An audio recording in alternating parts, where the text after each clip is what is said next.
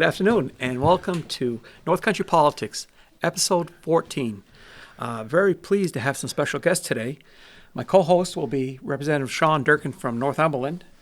Thank you, Mike. And I also have my special guest, Madden Mercier, my grandson, who's here to promote Madden's Ride for Autism. Hello. Now, Madden's Ride for Autism, why don't you tell us a little bit about Madden?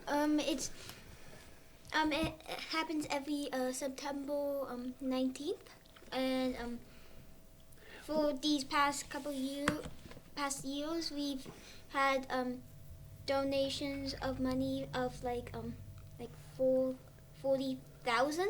Yeah, we've raised about $40,000, and we give those to autistic organizations, correct? Mm-hmm.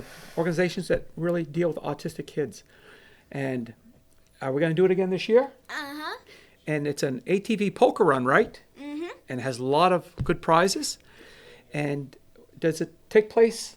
Where do we meet for this? Is it at the Northland in Canaan, Vermont? Yes. Okay. And again, this is September 19th. It's an ATV poker run sponsored with the Metallic ATV Club. And we've done it for a few years, and Madden's absolutely right. We've raised about $40,000 that has all been donated to organizations that deal with autistic kids. And so if you're around in September, please come and join us. You don't have to ride. We have lots of raffles and tickets, and it's a great event. And it's September 19th at the Northland in Canaan, Vermont. Madden's Ride for Autism. Thank you, Madden. Well, goodbye. So as we get started today, there's something that's really important that it's really bothering me. We're very lucky last week we had Bob Gargano as my co-host, and I'm very, very pleased to have Sean Durkin with us this week. And both guys are very smart guys, and what I really enjoy about them, they have interesting and unique perspectives. But I'm really concerned about our friend Arnie Davis. So we've got a poster out here, and we're saying, where's Arnie? You know, Where is Arnie? I don't know. He's missing again, and we're starting to get worried about him. So if you see Arnie out there anywhere, please have him call home. We're missing Arnie, and we want to get him back here. So just reminder, where's Arnie? So as we go this week, one reason I had asked Sean to come on with us today, there's a big story brewing in Groveton, Northumberland, and it has to do with cell towers. Cell towers, yes. So why don't you fill us in, Sean? So back in March, there was a proposal brought in at the planning board for a cell tower on Lost Nation Road. Now, if any of you've been out on Lost Nation Road, you know it's a pretty scenic road, residential, purely residential. Beautiful sights in the fall with the foliage, and right in the middle of the length of the road, they want to put a 170-foot cell tower, which is very obtrusive, Unsightly. unsightly, and there's a lot of neighbors that are very unhappy about it.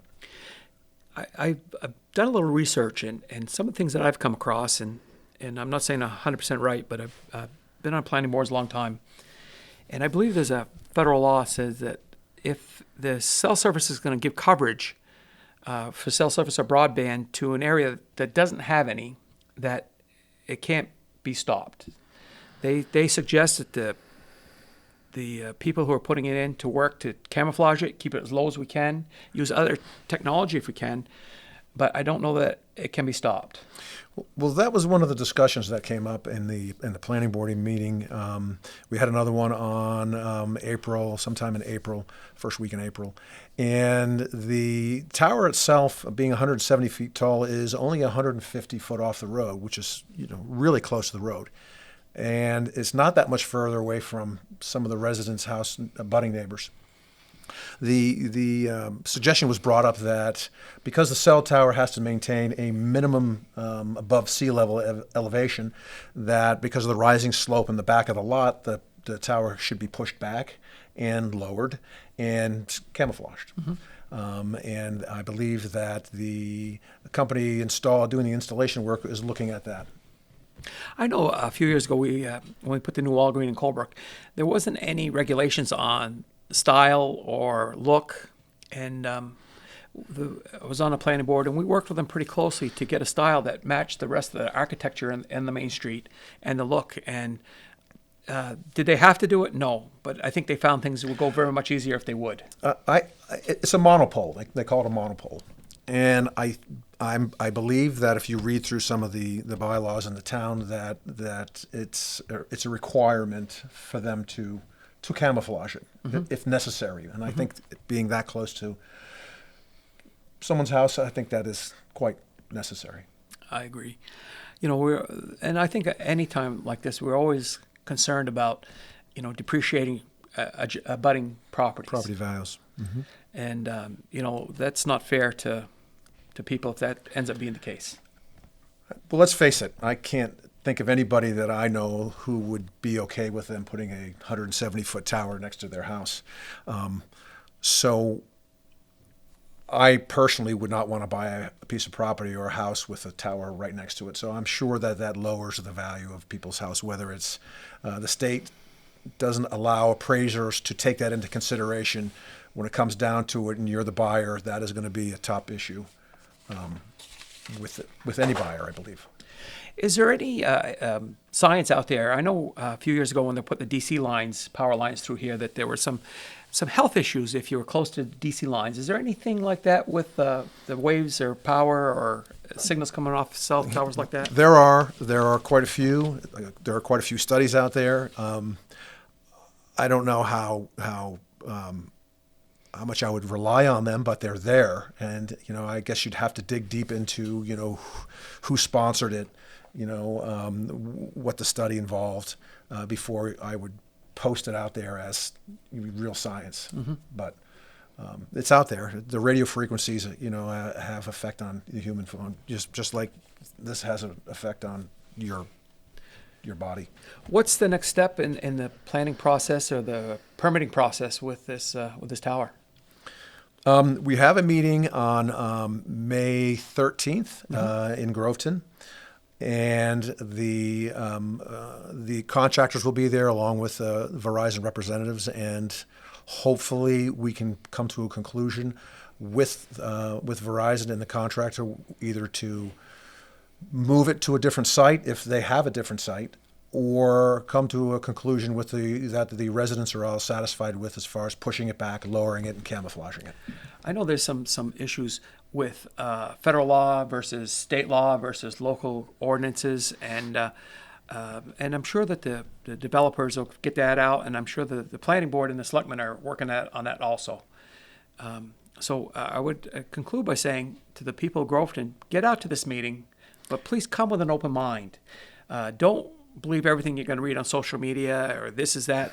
Come with an open mind, listen to the facts, listen to what's proposed, and then making a decision. Would you agree with that, John? I would agree with that. I would also make a suggestion to everybody who's watching this, who's going to that meeting and is a property owner, an abutter, to seek out, and if it costs you a little bit of money, it's money well spent, and talk to an appraiser and have them appraise the property values as they are and as they would be with a tower there. And if it's considerable difference in the two, bring that with you. Bring it in a certified letter or some type of letter from the appraiser so that you have proof that appraiser, that's valid information, and that can help, you know, make a decision on whether or not to do it or not to do it. And I think it does two things. I agree with you. And it's got to be an appraiser, not a realtor friend of yours. Correct. And by doing it, it does two things. It might say, hey, it's going to depreciate the property values, and it gives if the board decides a reason to deny or change positions or gives them some leverage. And if it doesn't, then you have a case for a tax abatement through the town. Sure. It validates your position on where you stand with it. You know, and if it's going to lower your values, you want evidence that it's going to lower it. Okay. Well, I thank you very much for that, and Thank you. I appreciate it. It's a hot topic, and I hope it is. It comes out to everyone's satisfaction. Me too. We'll move on to a couple things that happened yesterday, a few bills.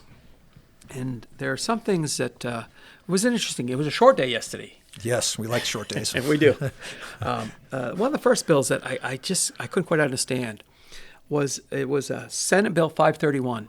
And that was to establish a task force to see the feasibility of creation of a cosmetology program at the a community college here in Berlin. Right.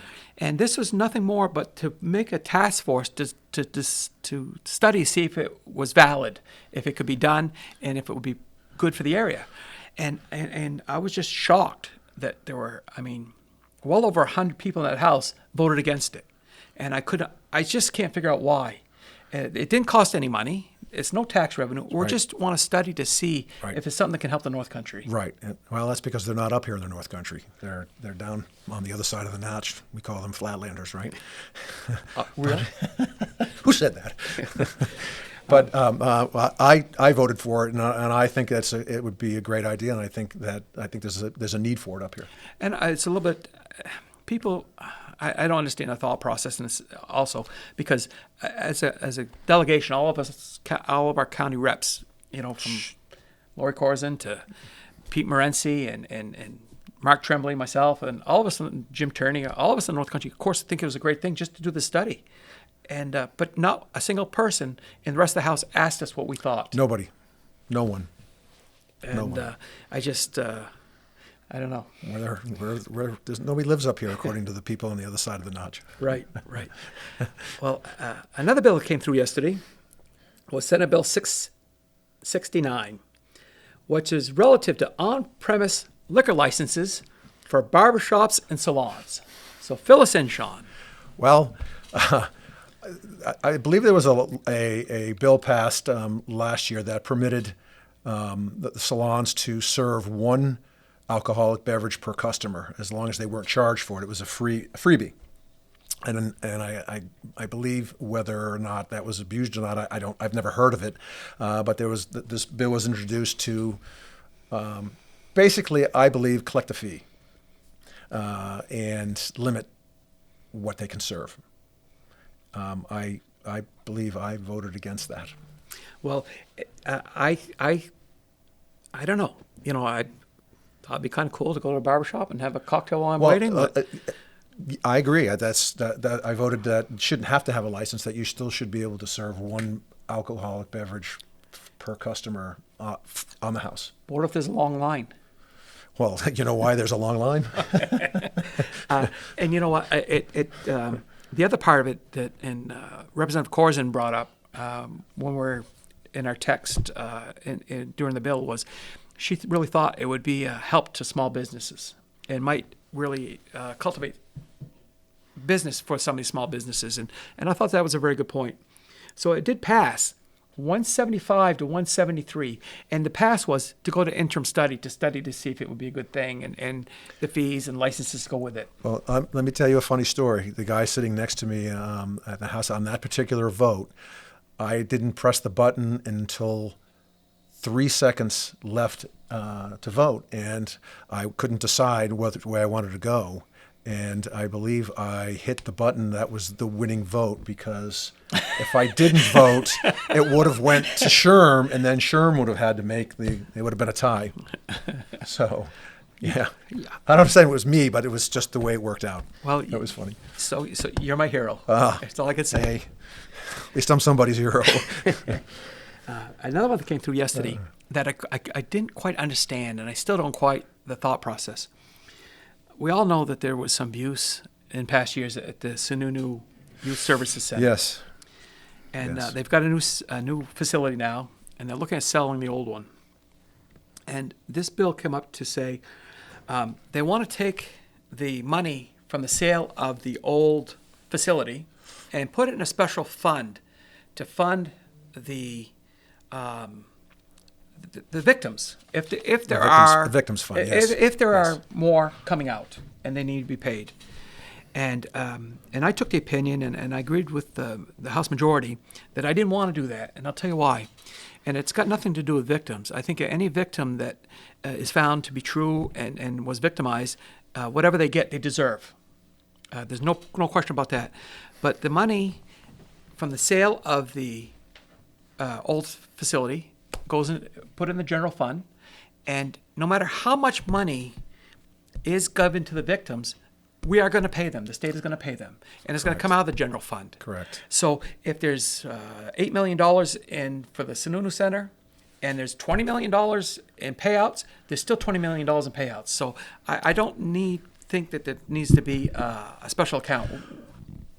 What really bothers me about bills like this, and what people don't realize, is that if you want to start a separate account just for that purpose, you have to have somebody. You have to open an account. You got to get all the checking. You have to have somebody manage it. Somebody has to watch it. You have to pay all these people to do this. That's money that comes out of the fund instead of giving it to the victims. Yes. So put it in the general fund.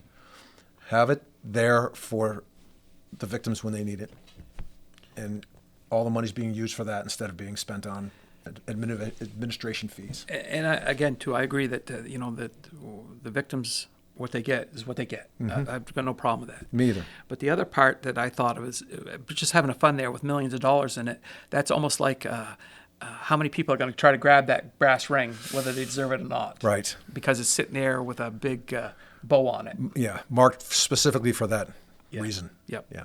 So I'm glad we agreed on that, and that's the way it went. It failed to put it in the account. It was ITL'd, and I think it was the right thing to do. Right. One bill that it goes back to what are they thinking?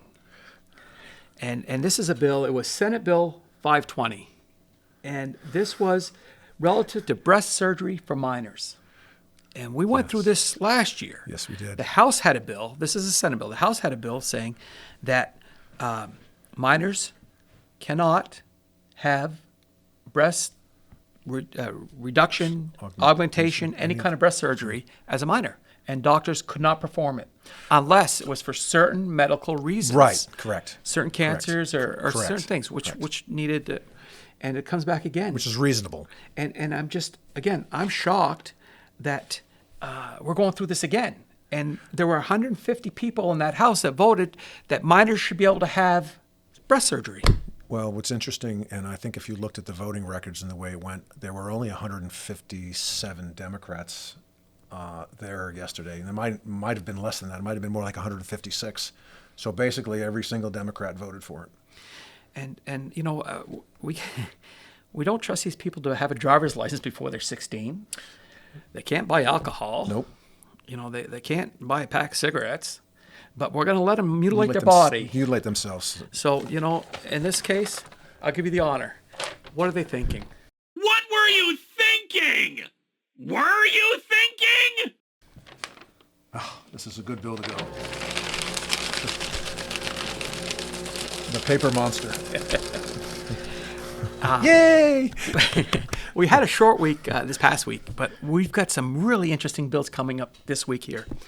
The first one that I see on the docket was Senate Bill 439. And what was interesting about that is to allow data centers in your towns by right. And by that law, what it means is it removes all local controls. So that means a data center can come into Berlin or to Groveton or to Colebrook and doesn't have to go through the planning board. Just by right, they can do that. Yeah. And I'll tell you what, I have a real problem with that. That's a big no for me. Yeah, local control is the most important. And I look at it in Colebrook, and I'm thinking as a Colebrook representative and say, you know what? If data center wants to come to Colebrook, we've got an industrial park without houses around. We've got the Connecticut River that we got all the water that we're going to need to cool what they need there. Right. There's no houses really within 1,000 feet or so there's not a noise issue. And if they could bring a multi-million-dollar business into our industrial park, what the heck is that going to do to our tax base? It's going to reduce everybody's property taxes. Right. So Right. In the right instance, I think it's good. But Right location, you're absolutely right. The only issue that I have with the data centers is that, one, they eat up a tremendous amount of electricity. If they have their own power source, that's one thing, and I think that's coming. Yeah. Might not be here right now. It's coming. They eat up a lot of water and they make a lot of noise. They don't have a lot of employment. right. Because they're pretty self-maintained. Right. So it doesn't bring any jobs or anything. It just brings tax revenue, property tax revenue. Which is better than a sharp stick in the eye. That's true. That's true. And I look at same thing. There'll be a few people there that'll have to man it and maintain it, make sure everything's okay. Right. But I look at a place like the biomass in Berlin. It's there's wood coming in and out of there. But geez, they put between $750,000 and $800,000 between $750 and $1 million a year to their water department. Man, a business like that, without putting a lot of pressure on your town for services that could help support your water department, help support your sewer department, and reduce your taxes, it's a good idea. But I can't have it coming in forced down the town's throat. That just doesn't work. I agree. There is a place for it, and if the town agrees to put it in, it's got to be town decision. I agree. Town control. I agree. Another bill coming through, and we talked a little bit about, Arnie and myself did a few weeks ago, is CACR, a Constitutional Amendment 12.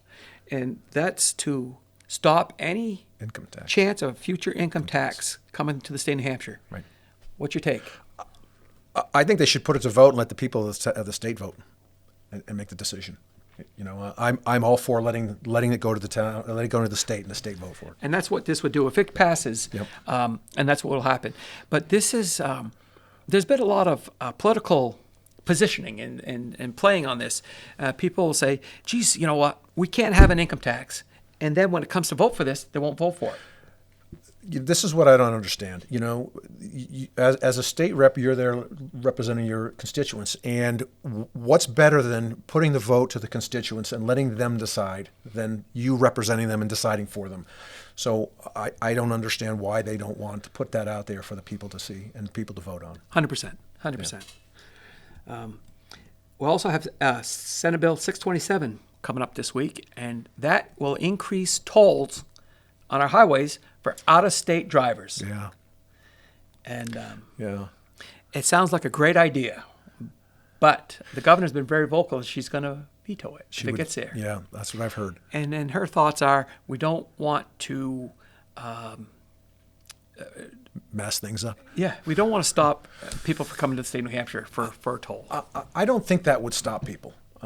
I really don't, especially if it's only $1, because they spend more of that on through the Massachusetts tolls, through the Pike and stuff. I personally think that the study should be done to put a toll booth just somewhere around Lincoln to catch the people up here, and that money should go specifically for this area, and cleaning it and taking care of the trails and taking care of the forests.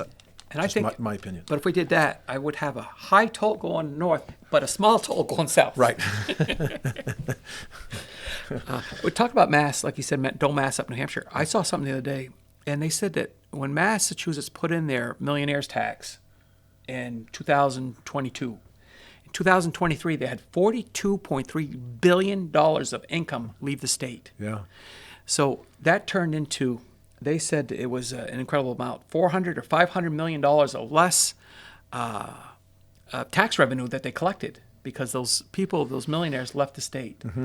And I think that I don't remember where we read it, but Arnie said a few weeks ago, you can't reduce the tax burden by taxing.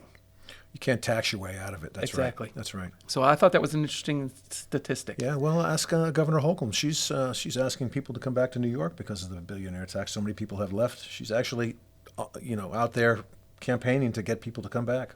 Good So luck. it doesn't work. Good luck. Doesn't work. And the last one that we got coming up this week is Senate Bill 498. And this is one that's really, really high on the governor's priority list. And what it is in the state of New Hampshire, that whether it's a private or a public insurance company, they do not have to pay for minors' mental health services. So as soon as a child or a minor is refused by the insurance company, it goes automatically to the state. And it goes into the Medicare system for those kids. And the governor is saying, you know what? We all pay on average. The average in the state of New Hampshire is $7,000 a year in insurance premiums for health insurance. And saying, and you're not covering the kids.